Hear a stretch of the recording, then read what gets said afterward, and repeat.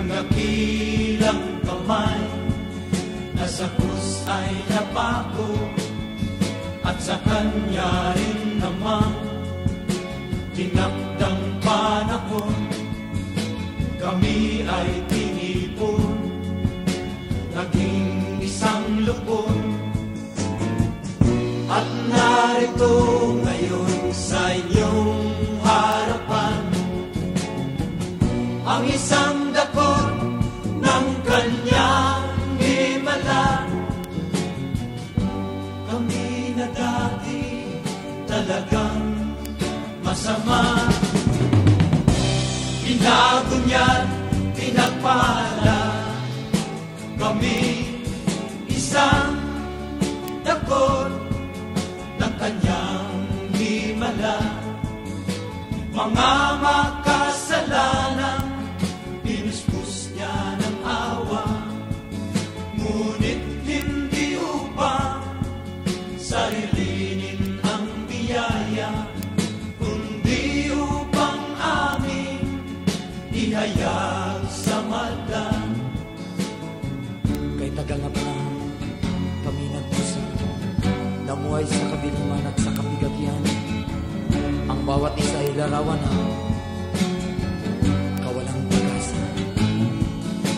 Maraming nabigo na kami ay baguhin, magulang, kapatid, babaeng tinatanging, maging ang simbahan o ang bilangguan.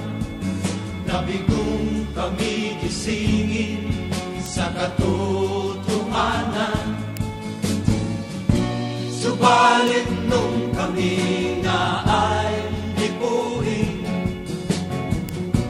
kamay ni Jesus na naghirap para sa atin.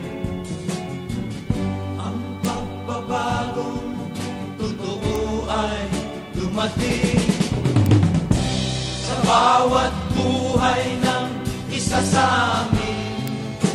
Kami isang dakot ng kanyang himala, mga makasalanan pinuspos niya ng awa, ngunit hindi upang sarilinin ang biyaya, kundi upang aming ihayag sa mata.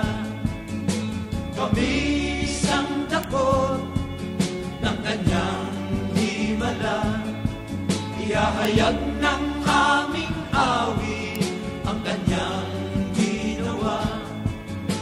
Kami isang dakot ng kanyang himala, ihahayag ng aming awit ang kanyang